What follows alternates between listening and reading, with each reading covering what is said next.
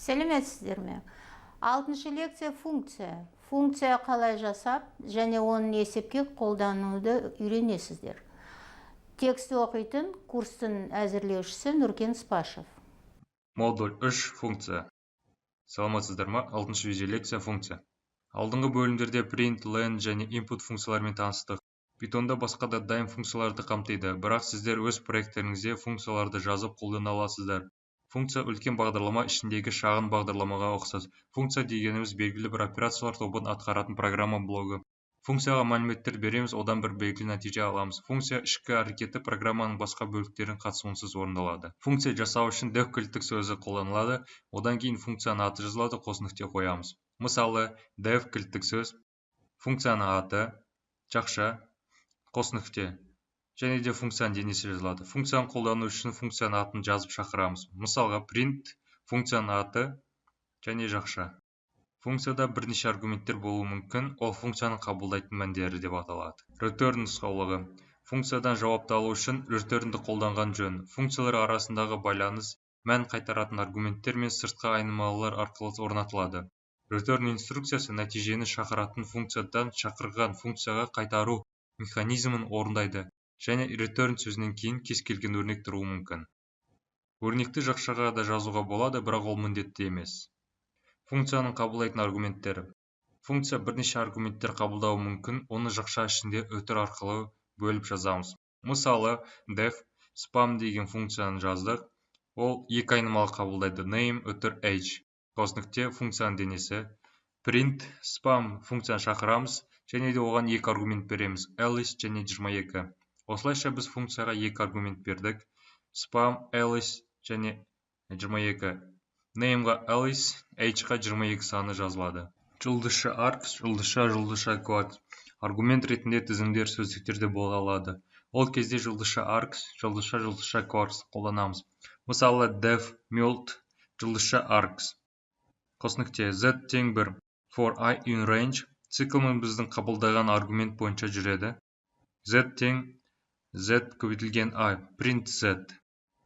Mult функцияны шақырамыз, және де оған аргумент ретінде тізімді береміз. 5 және 10.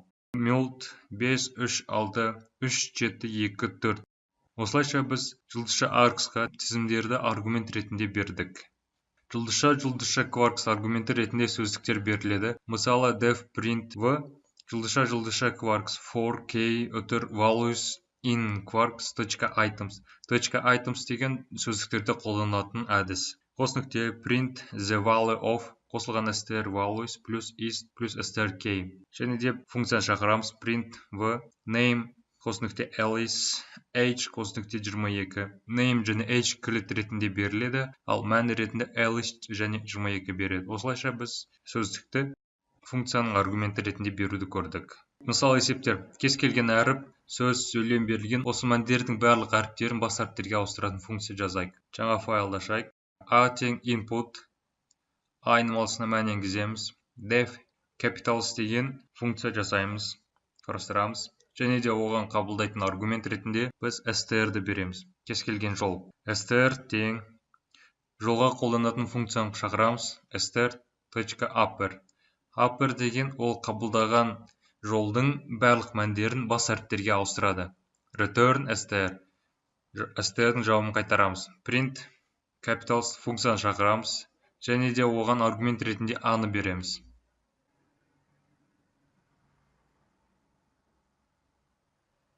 Файлды сақтайық.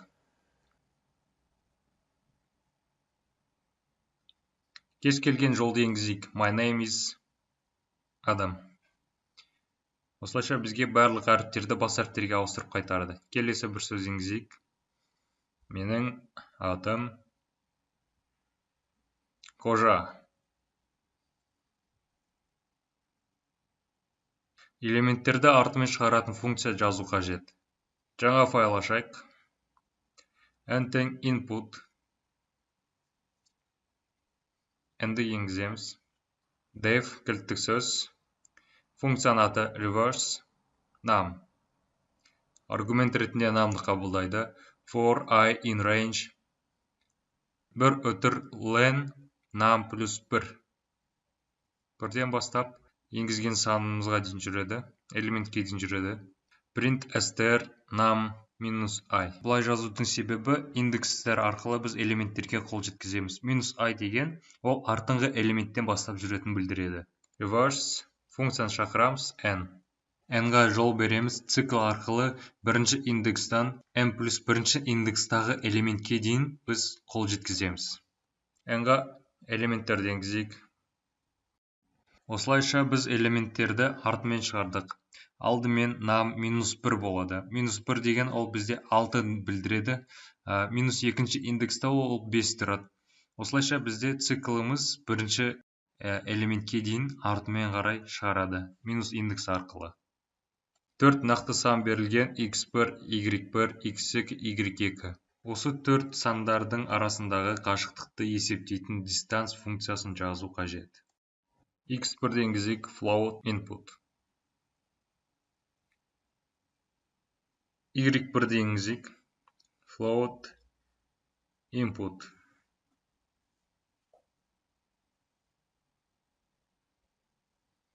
x2-ні енгізейік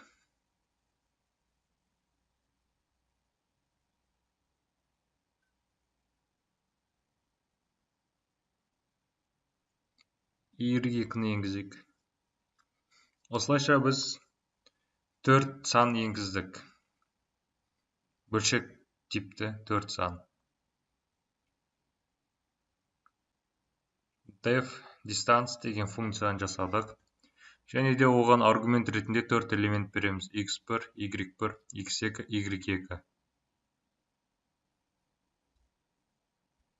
Return. Ал енді дистанция қарақашықтықты есептейтін формуланы жазайық. x2 минус x1-дің квадраты қосылған y2 минус y2-ның квадраты осының барлығы түбір астында.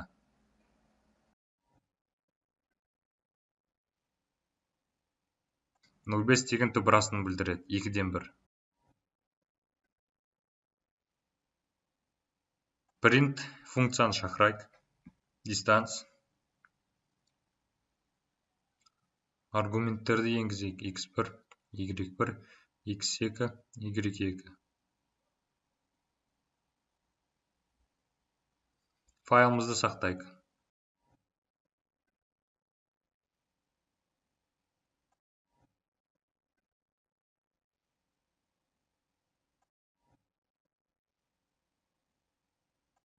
Элементтерімізді енгізейік. 4, 6, 16, 20.